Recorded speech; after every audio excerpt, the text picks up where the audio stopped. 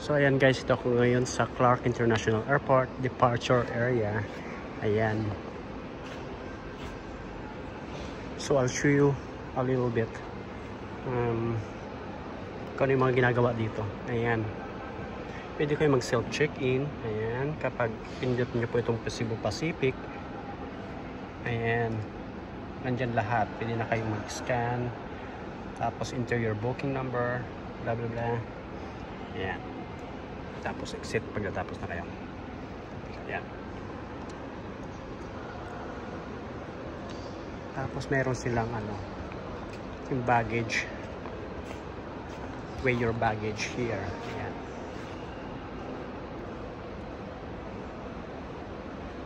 Tapos ito yung mga no dangerous goods on aircraft.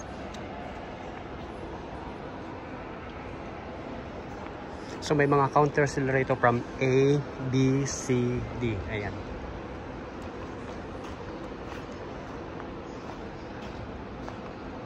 Ayan.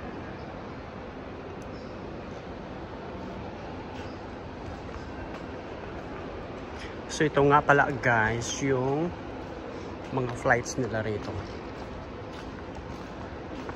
Wala guys yung mga flights nila rito.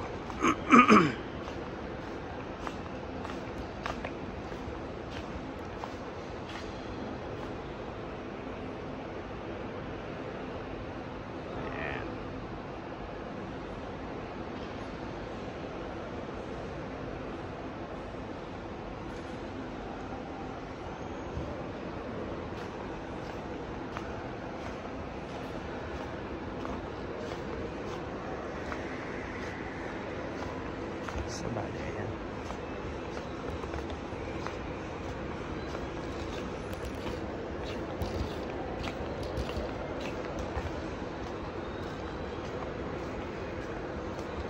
So, I'll just show around kung ano yung mga meron sila rito sa airport.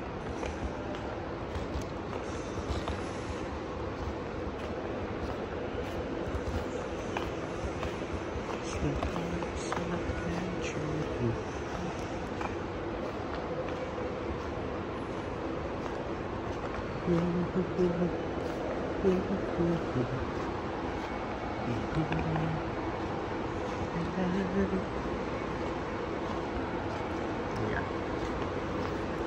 So may money, foreign exchange, currency exchange sila. Yeah.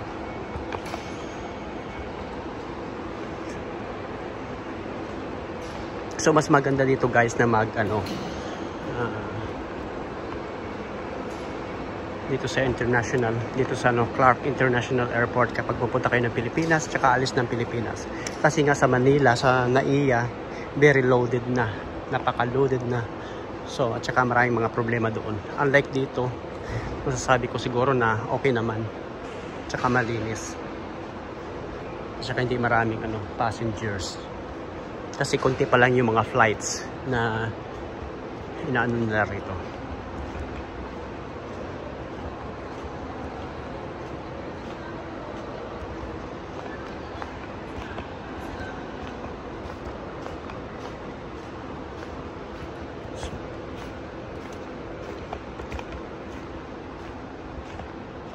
Ayan.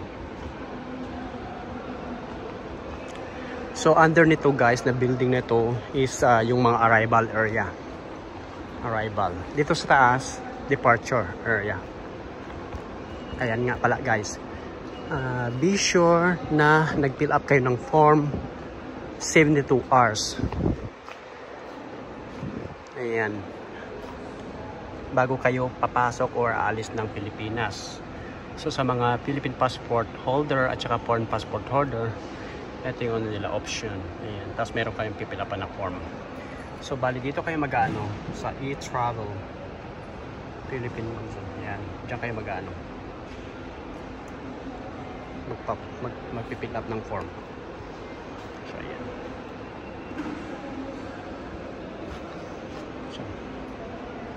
So ayan guys, diba?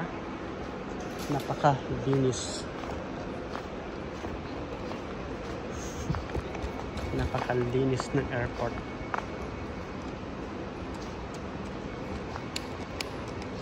Ito yung departure mamaya. Dito papasok mamaya.